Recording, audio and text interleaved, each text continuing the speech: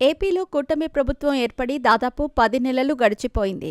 అయినా వాలంటీర్ల వ్యవస్థపై చీటికి మాటికి చర్చ జరుగుతోంది. అసెంబ్లీ సమావేశాల మొదలు ప్రభుత్వ పెద్దలు ఎక్కడకు వెళ్లినా దీనిపై చాలామంది ప్రశ్నలు రైజ్ చేస్తున్నారు. ఈ క్రమంలో అసలు వాలంటీర్ల వ్యవస్థ గురించి డీటెయిల్స్ మొత్తం బయటపెట్టారు డిప్యూటీ సీఎం పవన్ కళ్యాణ్.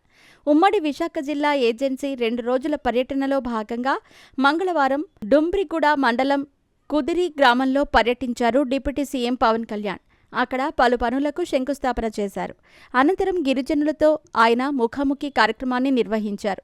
ముఖ్యంగా వాలంటీర్ల వ్యవస్థ గురించి కీలక వ్యాఖ్యలు చేశారు డిప్యూటీ సీఎం. వాలంటీర్లను కొనసాగిస్తామని ఎన్నికల ముందు చెప్పామని గుర్తు చేశారు ఆయన. వాలంటీర్లకు సంబంధించి ప్రభుత్వం వద్ద ఎలాంటి పేపర్ లేదన్నారు.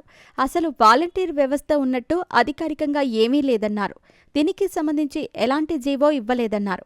వాలంటీర్లు ప్రభుత్వానికి సంబంధం లేకుండా పనిచేశారని తెలిపారు. వాలంటీర్లను అప్పటి వైసీపీ ప్రభుత్వం వంచిందని అన్నారు. ఈ విషయమై కేబినెట్ సమావేశంలో మంత్రి నారా లోకేష్తో కలిసి 2-3 సార్లు ప్రస్తావించామని వివరించారు. వాలంటీర్లకు ప్రభుత్వం నుంచి ఎలాంటి జీతాలు రాలేదన్నారు. గత ప్రభుత్వం వాలంటీర్లను త్రిశంకు చక్రంలో పడేసిందన్నారు. వాలంటీర్లను తీసుకున్నప్పుడు సేవ చేయటానికి అని చెప్పారని, వాళ్లు ప్రభుత్వంలో ఉన్నట్టు ఆర్థిక శాఖ ఎలాంటి ఉత్తర్వులు ఇవ్వలేదని అన్నారు. మద్యం వ్యవహారంలో 25,000 కోట్లు ఎలా దోచుకున్నారో వాలంటీర్ల పేరుతో ఉద్యోగాలు చెప్పి మాయ చేశారన్నారు. ఏజెన్సీల్లో తరచూ అక్కడి వారిని ఇబ్బంది పెడుతున్న ఆరోగ్య సమస్యపై నోరు విప్పారు. సికిల్ సెల్ అనీమియా వ్యాధి డ్రైవ్ చేసి గుర్తించాలని, ఈ విషయాన్ని కేబినెట్ దృష్టికి తీసుకువెళ్లాలని అన్నారు. సీఎం చంద్రబాబుతో చర్చించి అంగన్వాడీలతో పోషక పదార్థాలు అందించడానికి ప్రయత్నం చేస్తామన్నారు. 2018లో వచ్చినప్పుడు అన్ని సమస్యలు తనకు గుర్తున్నాయి కాబట్టే మళ్లీ వచ్చానని చెప్పారు పవన్. సికిల్ సెల్ అనీమియా వ్యాధిపై ముఖ్యమంత్రికి అవగాహన ఉందన్నారు.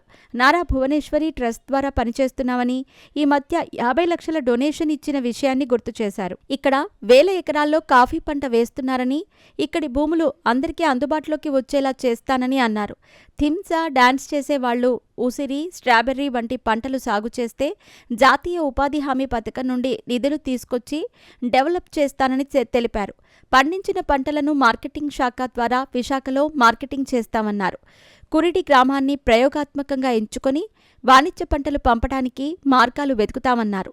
కుల ధృవీకరణ పత్రాల కోసం చాలామంది ఇబ్బందులు పడుతున్నారని, ఈ సమస్యను ప్రభుత్వం దృష్టికి తీసుకెళ్తానని అన్నారు. గంజాయి వద్దని, దానికంటే తులసి మొక్క నాటటం మంచిదని అన్నారు. టూరిజం మాదిరిగా గ్రామ దేవతల ఆలయాలను సాంస్కృతిక శాఖలో కలిపి అభివృద్ధి చేస్తానని హామీ ఇచ్చారు. ఏజెన్సీ ప్రాంతం అందాలు పెరిగేలా చూడాలి తప్ప అందం పోయేలా ఉండకూడదన్నారు. తాను గిరిజనుడిగా పుట్టలేదు కానీ ఆలోచన ఉందన్నారు.